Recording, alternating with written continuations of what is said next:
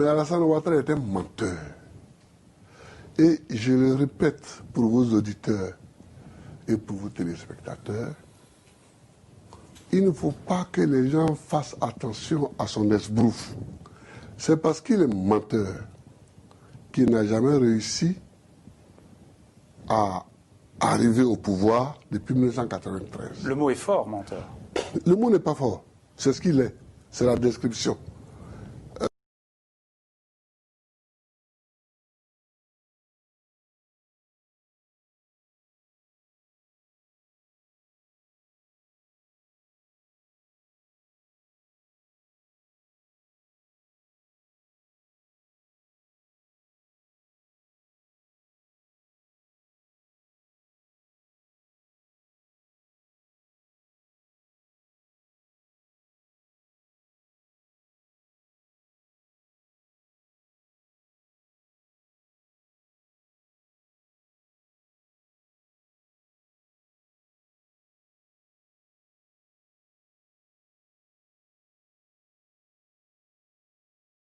Briguer un troisième mandat pour l'élection présidentielle de 2020. Je voudrais vous annoncer solennellement que j'ai décidé de ne pas être candidat à l'élection présidentielle.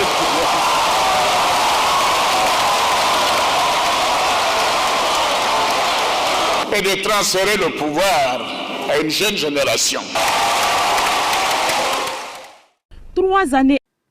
C'était presque devenu un secret de Polichinelle, mais Alassane Ouattara l'a confirmé. Il sera bien candidat à un troisième mandat lors de la présidentielle d'octobre prochain. Ce n'est pas une surprise donc, car tous les membres du RHDP, le parti qu'Alassane Dramane Ouattara a fondé, eh bien, quasiment tous les membres à l'unanimité lui ont demandé un par un de se représenter. Ils ont mis en avant eh bien, le fait qu'il s'agissait d'un cas de force majeure après le décès d'Amadou Gon Coulibaly, qui est l'ancien Premier ministre et qui avait été désigné comme candidat du RHDP. Alassane Ouattara a repris les mêmes arguments dans son discours à la nation à la veille de la fête de l'indépendance. Il a parlé de stabilité, de continuité. Il a mis en avant son bilan en termes économiques, en termes de sécurité. Mais ce troisième mandat, cet éventuel troisième mandat, eh bien, ne manquera pas de faire débat ici en Côte d'Ivoire, car l'opposition est unanime. Alassane Ouattara n'a pas le droit d'effectuer un troisième mandat. En effet, la Constitution